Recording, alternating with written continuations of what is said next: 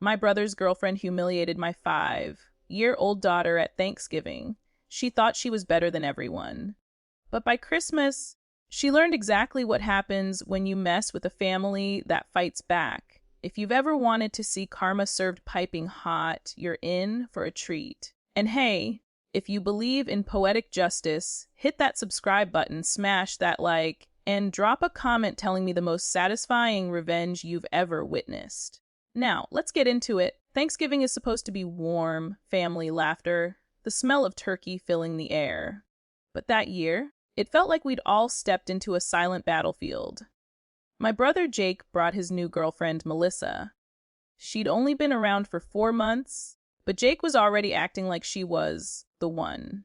He walked in grinning ear to ear, hand in hand with this tall, polished woman with perfect curls and a smug little smile that never quite reached her eyes. At first, we were all polite. My mom offered her a plate, Dad cracked a few jokes, and I tried to make small talk. But from the very start, Melissa seemed off. Every time someone spoke, she had a correction, a critique, or some little jab wrapped in a fake smile.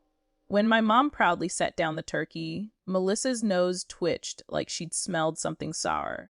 "Oh, you went traditional. That's cute," she said.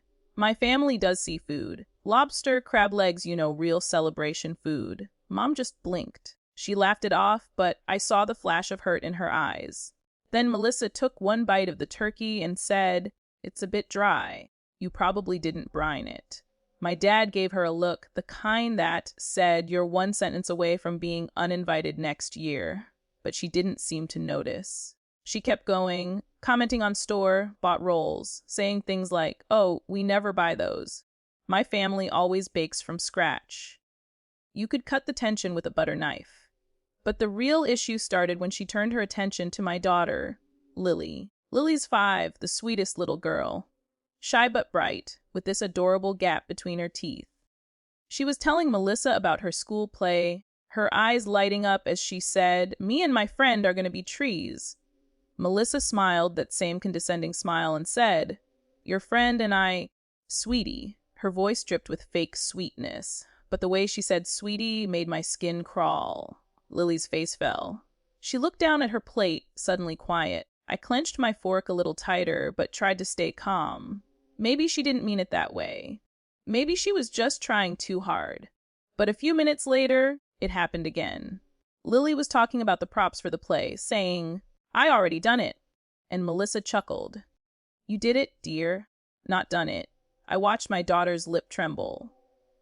That was it. I leaned over to Jake and whispered, "Hey, can you tell her to ease up on the grammar lessons? She's 5. Jake frowned immediately. "She's a teacher," he said defensively. "She's just trying to help." "Yeah," I said quietly, "but she's not her teacher. She's making Lily feel bad." Before I could even finish, I heard a sharp inhale behind me. Melissa had overheard. She stood up, eyes cold and lips tight. Without a word, she grabbed her coat, muttered something about being unappreciated, and stormed out. Jake glared at me, muttered, "Nice going," and ran after her. The door slammed. Just like that, Thanksgiving ended an hour early. My mom sat in silence for a while, poking at her now cold mashed potatoes. "Well," she finally said, "that was different." For a few weeks, I thought that was the end of it. Maybe they'd break up, maybe Jake would realize she was awful. But no, Jake doubled down. He texted me out of nowhere. "Mom said you don't want Melissa at Christmas. That's unfair. You're punishing her for caring about education." I stared at the screen. Education? She humiliated a kindergartner. I typed back, "Jake, it's not about education. She was rude to everyone, and she made Lily cry." He shot back, "If she's not welcome, neither am I. My husband told me to let it go. It's just one day. Don't start a war over it." But he didn't see the look on Lily's face that day. No way was I letting that woman make my kid feel small again. That's when the idea hit me, not just to keep her away, but to make sure she'd never want to come again. Christmas came faster than I expected. My mom, ever the peacemaker, decided to invite Melissa anyway. She said, "It's Christmas, honey. Let's just make peace." Fine, peace, I thought, but on my terms. The day of Christmas dinner, I got there early. I brought gifts, trays of food, and something extra. I'd prepared a little surprise activity for the family. I told everyone I wanted to make this year educational and fun, a way to include Lily in a family game. When Jake and Melissa arrived, she looked smug, like she'd already won. She was wearing a tight red dress, her hair perfect, her smile plastic. "I hope everyone's ready for a real Christmas," she said loudly, eyeing the spread. "Oh, store, bought rolls again, huh?" My mom's jaw tightened. I smiled sweetly. "You know, Melissa, I actually have something you'll love." "It's educational?" Her eyes lit up. "Oh, really?" I nodded. "Since you're a teacher, I thought you'd appreciate it. We're gonna play a little game I made for Lily. It's called Holiday Grammar Trivia." Her smirk grew. "Well, I guess I'll win that one." I smiled back. "We'll see." Everyone gathered in the living room. I'd printed flashcards with Christmas-themed phrases, some correct, some intentionally wrong. The goal was to correct the sentences without being condescending. The family would judge tone as part of the score. Melissa was practically vibrating with excitement. She was ready to dominate. The first card read, "Me and Santa went to the store." Melissa jumped in. "It's Santa and I." She barked, her voice sharp. I held up a hand. "Ooh, I'm sorry." "That's -1 point for tone. Remember, you're teaching a 5-year-old. She blinked. "What?" Mom chuckled under her breath. Next card, "I done wrapped all the gifts." Melissa smirked. I did wrap the gifts." I smiled. "Correct grammar, but -another point. You sounded a bit superior." She crossed her arms. "That's ridiculous."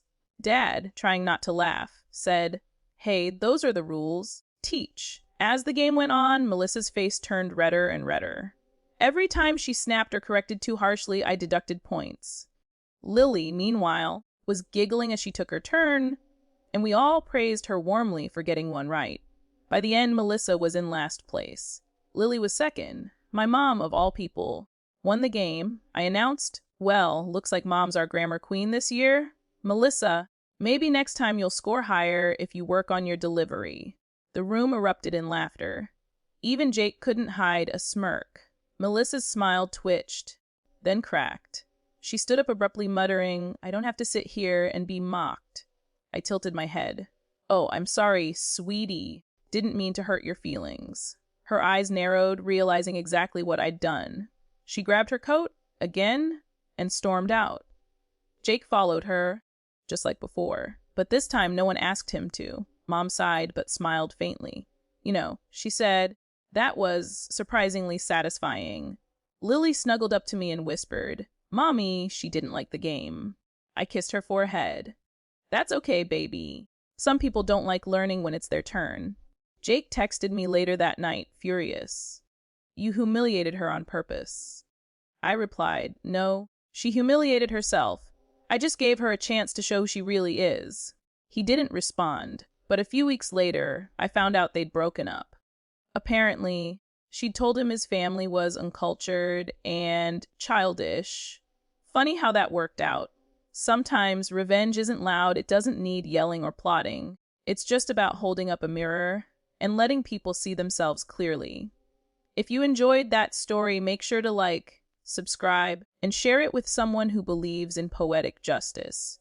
And tell me in the comments, what's the most satisfying moment of karma you've ever seen?